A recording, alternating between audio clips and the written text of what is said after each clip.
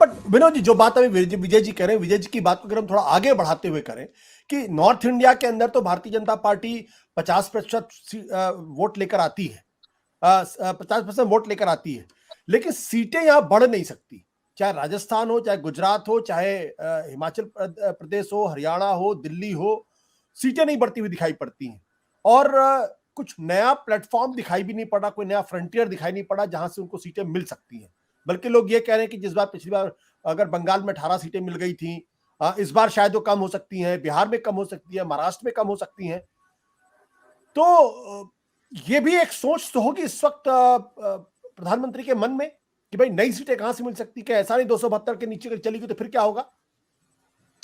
नहीं, ये सोच तो अभी नहीं, ये सोच तो मुझे लगता है बंगाल के चुनाव के बाद ही जो है ये सोच आ गई थी, और थोड़ा पहले से भी। ये जैसा कि शरद जी कह रहे थे कि भारतीय जनता पार्टी एक चुनाव खत्म करते ही अगले चुनाव की तैयारी में जुट जाती है। तो जिस तरह 2024 के चुनाव की तैयारी 2019 से ही शुरू हो गई थी। और अगर मैं आपको, जो भी विजय भाई कह रहे थे कि दक्षिण पर बहुत ज्यादा फोकस भारतीय जनता पार्टी कर रही है, 2019 में उसने पश्चिम बंगाल पर बहुत ज्यादा फोकस किया था। और हम सब लोग जब ये कहते थे कि 2014 में तो उत्तर प्रदेश में 71 सीटें थी, गुजरात में 26 की 26 थी, राजस्थान में 25 की 25 थी, मध्य प्रदेश में थी, सब जगह दिल्ली में 7 की 7 थी, तो अब सीटें बढ़ेंगी कहां से भाजपा की? तो भाजपा ने बंगाल में सीटें बढ़ाई, भाजपा ने उड़ीसा में सीटें बढ़ाई, भाजपा ने नॉर्थ ईस्ट में सीटें बढ़ाई। तो भाजपा ने, तो इसलिए वो जो दृष्टि उसकी है वो तो हर चुनाव में रहती है। इस बार उसका पूरा निशाना दक्षिण भारत है। कर्नाटक में भारतीय जनता पार्टी सत्ता में है, उसका आधार है। पिछली बार भी 28 सीटों में से काफी 26 सारी सीटें जीती थी, 21 सीटें जीती थी, 26 26। 26 सीटें जीती थी 28 में। अब देखिए, वो भी ऑप्टिमम एक तरह से सिचुएशन पॉइंट है। अब इस बार वो तमिलनाडु उसके उसमें है, तेलंगाना उसके निशाने पर है, और आंध्रा है। केरल को अभी आप नहीं कह सकते, लेकिन ये 3 राज्य तो दक्षिण के निश्चित रूप से भारतीय जनता पार्टी के रोड मैप में है। और आपको मैं, छोटी छोटी चीजें हैं जिन पर ध्यान दीजिए। राज्यसभा में मनोनीत कौन लोग हुए? दक्षिण भारत के लोग, तेलुगु। अब 4 जो सांसद राज्यसभा मनोनीत होते हैं वो राजा मौली के पिताजी तेलुगु फिल्मों के राइटर हैं, पीटी उषा, और 2 और लोग। पूरी तरह से दक्षिण भारत का ये प्रेसिडेंशियल नॉमिनेशन से हुआ। संसद भवन में जब अशोक की लाट स्थापित की गई नई बिल्डिंग में, तो उसका पूजन करने वाले जो पुजारी थे वो दक्षिण भारतीय थे। ये किसी ने नहीं ध्यान दिया, जबकि दिल्ली में हो रहा है पूजन, लेकिन वो तमिल तमिल पुजारी थे, दक्षिण भारत के थे। आप देखिए, मतलब कितने छोटे छोटे जो ऑप्टिक्स हैं, जो प्रतीकात्मक है, उनका इस्तेमाल भारतीय जनता पार्टी, और ये मौजूदा भारतीय जनता पार्टी मोदी जी की पार्टी करती है। अभी तमिल संगम का उदाहरण दिया विजय भाई ने, जिस तरह से रामेश्वरम से और काशी विश्वनाथ तक का जो एक पूरा प्लान किया गया, 1 महीने का उत्सव तमिल संगम का। तो दक्षिण भारत उनके फोकस में है। और तमिलनाडु में जिस तरह राज्यपाल महोदय जो है लगातार जो है वो स्टालिन की जो सरकार है डीएमके की, उसको जिस तरह से ये कुछ कुछ उसी अंदाज में जैसे जगदीप धनखड़ ममता बनर्जी को चुनौती देते रहे अपने राज्यपाल काल में, उसी तरह ये रवि साहब जो है वो बाकायदा भी देखिए, जो उनका भाषण जो था उसमें उन्होंने खुद ही पैर हटा दिए सरकार के भाषण के। तो इस तरह से वो लगातार वहां भारतीय जनता पार्टी की केंद्र सरकार की जड़ें कैसे मजबूत हों, इसके लिए कोशिश की जा रही बीजेपी की तरफ से। जो प्रदेश अध्यक्ष हैं वो भी पूर्व आईपीएस हैं, वो जिस तरह से एग्रेसिव होकर के पूरा फायर ब्रांड हिंदुत्व की बात कर रहे हैं, जो तमिलनाडु में आज तक चला नहीं, वो तेजस्वी सूर्या के दूसरे संस्करण, तमिल संस्करण आप कह सकते हैं।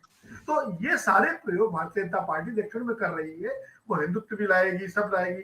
दूसरा, अभी जो दो दो मुख्य पार्टियां हैं वहां की, डीएमके और एआईडीएमके, अभी एआईडीएमके से चुनाव में एआईडीएमके के साथ उनका गठबंधन था। इस बार वो ऑप्शन उसने खुले रखे हैं, सारे विकल्प खुले रखे हुए हैं। क्या पता कौन सा विकल्प वो इस्तेमाल करें, कहीं कुछ ऐसा जादू की छड़ी से चले कि डीएमके के साथ ही कोई चैप्टर खोल लिया जाए। आप देखिए कि अभी तक सीबीआई ने 2G वाले मामले में ट्रायल कोर्ट के बाद आगे अपील नहीं की, जबकि 2G पर पूरा चुनाव जो है 2014 का हो गया था। तो कहीं ना कहीं सारी चीजें कार्ड्स में हैं स्ट्रेटजी के तौर पर। इसलिए जो हम लोग बार बार बात कर रहे हैं कि जो 134 सीटों की बात हो रही है, उसमें दक्षिण भारत उनकी प्रायोरिटी में है। और राहुल गांधी की भारत जोड़ो यात्रा के बाद दक्षिण को लेकर के उनका ध्यान और बढ़ गया है, क्योंकि जिस तरह जो रिस्पॉन्स मिला है कांग्रेस पार्टी को वहां पर, जी उससे भी भारतीय जनता पार्टी की चिंताएं और आशंकाएं बढ़ी है दक्षिण को लेकर के। इसलिए सारा फोकस सुनील बंसल जो उत्तर प्रदेश में बड़े संगठन सचिव जो है सक्सेसफुल माने गए, उनको तेलंगाना की जिम्मेदारी दी गई। तेलंगाना के चुनाव अभी होने हैं, इसी वर्ष होने हैं। तो कुल मिलाकर के भाजपा आंध्र प्रदेश, तेलंगाना, कर्नाटक तो है ही उनके फोल्ड में, और तमिलनाडु में इस बार ज्यादा फोकस कर रही है। और इस बार राष्ट्रीय कार्य समिति की बैठक में ये सारी चीजें, मतलब उनके प्रस्ताव में आप देखिए, उनके भाषणों में देखिए, ये चीजें उसमें परिलक्षित होती है। बिल्कुल, क्योंकि आपने दक्षिण भारत का काफी जिक्र किया और जो इस बार विजय जी ने भी काफी जिक्र किया, तो मैं मितू और शरद जी के पास जाने के पहले विजय जी एक बार मैं आपके पास दोबारा आना चाहता हूं। क्या आपको लगता है कि भारतीय जनता पार्टी 2024 में सब्सटैंशियल सीटें जीत सकती है, या जैसे तमिलनाडु है वहां तो एक आध सीट के अलावा कहीं दूसरी कोई दिखाई नहीं पड़ती, केरल में तो बिल्कुल दिखाई नहीं पड़ती, तेलंगाना, आंध्र प्रदेश, कर्नाटक अकेला है जहां पे आप 28 में से 26 जीत चुके हैं। तो कितनी भी मेहनत कर ले, कितना गेन होगा वहां पे? आशुतोष, इससे पहले जब एडीएमके के साथ अलायंस में बीजेपी ने चुनाव लड़ा था जयललिता के कार्यकाल में, तो तब उस समय पर 9 सांसद चुन के आए थे, जिसमें तिरुनावकरसर को मंत्री भी बनाया गया था। और वो एक टाइम था जब काफी अच्छा परफॉर्मेंस रहा था। उसके बाद से पर लेकिन जिस तरह से पार्टी ने बड़ी स्ट्रैटेजिक प्लानिंग के साथ कोयम्बटूर ब्लास्ट जब हुए थे अडवाणी जी की विजिट के दौरान, उसके बाद में वो सीट लगभग अपने लिए पक्की कर लिया है कि हर बार वहां पर हिंदुत्व के एजेंडे पर वो सांसद सीट जो है वो आ सकती है। उसी तरह से नागरकोइल है जहाँ पे कि कन्याकुमारी के साथ जुड़ा हुआ है, या रामेश्वरम की सीट अब माना जा रहा है कि काफी मजबूत।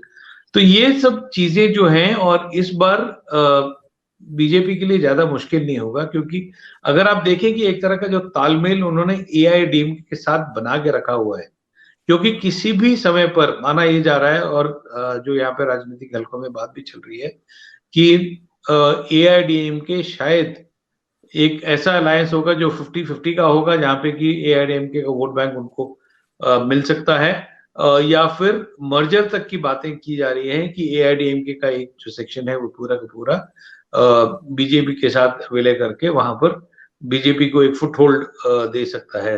तो डेफिनेटली ये चलते हुए आरएन रवि ने जिस तरह से वहां पर मोर्चा खोल रखा है, या अन्नामलाई जो कि आईपीएस ऑफिसर थे कर्नाटक के और वॉलंटरी रिटायरमेंट लेके वहां गए थे, तो वो भी काफी अच्छा मतलब फायर ब्रांड हो गए। तो जो अपर कास्ट वोटर्स हैं तमिलनाडु के, खास करके ब्राह्मण्स और दूसरे अपर कास्ट, जो कि साइडलाइंड फील कर रहे थे द्रविडियन पॉलिटिक्स में, क्योंकि उनको लगता था कि उनको उतनी तवज्जो नहीं दी जाती है, वो अब आज बीजेपी के साथ खड़े हुए दिखाई दे रहे हैं। और काफी बड़ा सेक्शन हो जाता है जो कि काफी सिग्निफिकेंट रोल प्ले कर सकते हैं। तो मेरे मानना यह है कि कम से कम नहीं तो 6-7 सीटें तो बीजेपी के लिए तमिलनाडु से निकालना इस बार मुमकिन हो सकता है। जहां तक कर्नाटक की बात है, तो हम देख रहे हैं कि जिस तरह का यहाँ पर चल रहा है रेटरिक, पॉलिटिकल रेटरिक हो या कम्युनल रेटरिक हो, तो उसका फायदा लगातार बीजेपी को चलता आया है और वो होता रहेगा। नेक्स्ट बिग स्टेट जहां पे कि कॉन्फिडेंट लग रही है बीजेपी, वो है तेलंगाना, क्योंकि जो एंटी इनकम्बेंसी केटीआर के और केसीआर के खिलाफ है, वो शायद जो है एक बहुत बड़ा फैक्टर होगी।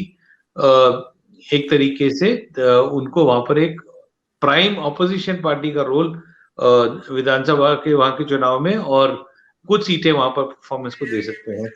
इसी तरह से अगर केरल का भी मैं यहाँ पर जिक्र करना चाह रहा हूँ कि भले ही वहां पर 10% वोट रहा हो पिछले चुनाव में बीजेपी का, लेकिन अब लग रहा है कि कुछ सीटों में खास करके जो नायर कम्युनिटी के साथ अच्छा तालमेल रहा है बीजेपी का, और जिस तरह से उनको सपोर्ट किया है, it could be a game changer at least in the Trivandrum seat जहाँ पे शशि थरूर कंटेस्ट करते थे, और उसके अलावा कन्नूर की जो कॉन्स्टिट्यूंसी जो कि अगेन कम्युनल टेंस रहती है, वहां पर शायद इसका फायदा हो। तो ये एक साउथ का रैपअप है, जहां मैं आपको जो पॉलिटिक्स ऑफ सैचुरेशन जो ऑब्जर्व करते आए हैं, वो यहाँ पर इस तरह का एक साफ तौर से दिखाई दे रहा है सिचुएशन। सत्य हिंदी का ऐप डाउनलोड करें गूगल प्ले स्टोर पर।